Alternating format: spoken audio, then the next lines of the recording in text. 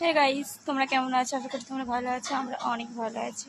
সবাইকে জানাই আজকে মাদার্স ডে, তো শুভ হ্যাপি মাদার্স ডে। আর এই যে দেখো, আমি এখন বেড়াচ্ছি। এই যে আমার পক্ষীরাজকে নিয়ে এখন আমি বেড়াচ্ছি তো গিফট কিনতে। এখন যাব গিফট কিনতে। তো চলো, গাড়িটাকে আমি বের করবো, দেখে চাবি। এখন কি গিফট নেবো সেটা তোমাদের সাথে শেয়ার করবো। তো চলো, দেখা হচ্ছে কি। হ্যাঁ, আর এই যে দেখো তো চলো, এই যে চলো ওটো।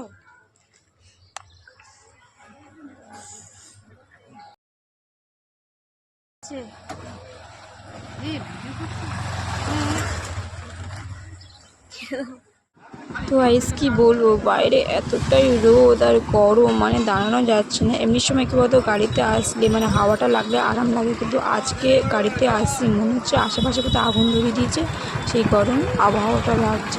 প্রচুর গরম, এখনও তোমার 3-4 দিন এরকম গরম থাকবে। অবশ্যই এটা গরমকাল, কিন্তু হট করে গরমটা অনেক বেশি পড়ে গেছে।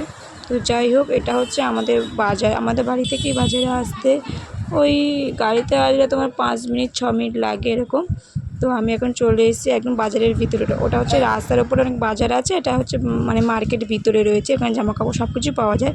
আমাদের বাজারে এমন কিছু নেই যে এখানে পাওয়া যায় না, অল টোটাল জিনিস সব কিছুই পাওয়া যায়। তো এখন আরেকজন গেছে ম্যাডাম এখন ঝাঁটা কিনতে ঘরের। তো ঝাঁটাটা খারাপ হয়ে গেছে, ওই জন্য এখন ঝাঁটা নিয়ে নিচ্ছে। তো কালকে বলেছিল আনতে, আমার মনে ছিল না, তো আজকে আসলাম, ভাবলাম একেবারে কিনে নিই।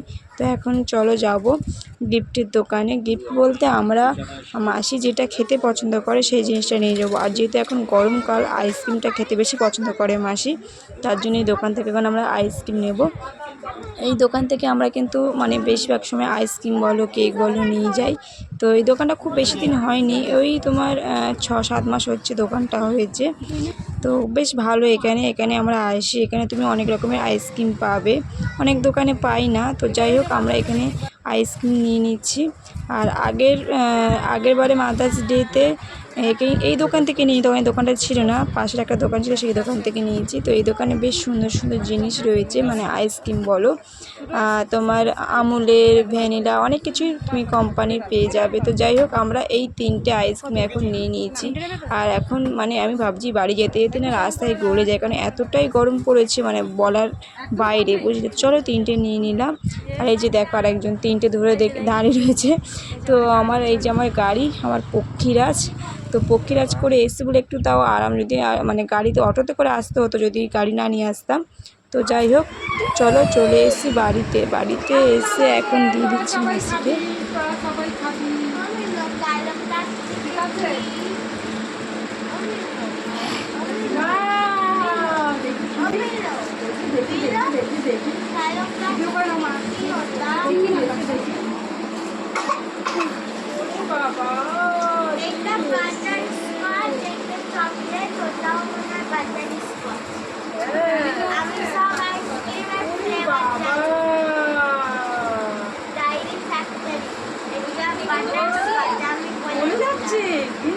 ফ্রিজে রেখে দাও, বলে এসছি না, রোদে গলে যাচ্ছে এত গরম।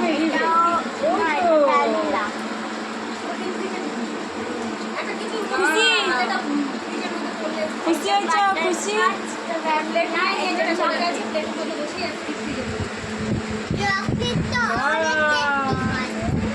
খুশি হয়েছ? খুব খুশি। এরকম মেয়ে যাবে সবার ঘরে ঘরে থাকে। হ্যাঁ, তুলেছি তো, কাকিমাও আছে বিট।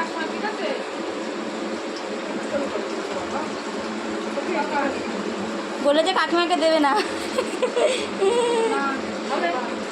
দেখাচ্ছে দেখা কই টাকা দেবে।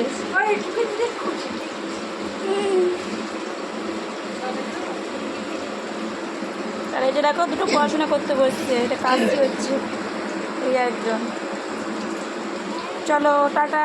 তোমাদের সাথে সব কিছু শেয়ার করলাম, তাই আজকে রান্নার কী কী মেনু হলো সেগুলোও শেয়ার করলাম। এখানে চিংড়ি মাছ পেঁয়াজ দিয়ে ভাজা, আর এটা দেখছো কচু শাক, মানে কচু পাতা সিদ্ধ করে চিংড়ি মাছ দিয়ে একটা ভর্তা বানিয়েছে। আর এখানে রয়েছে ভাত। আর আজকে কিন্তু সানডে, আমাদের ছুটি, তাই বাড়িতে রয়েছি। আরে মাদার্স ডেটা সানডেতে পড়ে খুব ভালো হলো, কারণ বাড়িতে থাকলাম, সময় কাটাতে পারলাম। নাহলে ছুটি করতে হতো, জানি না ছুটি দিত কি না।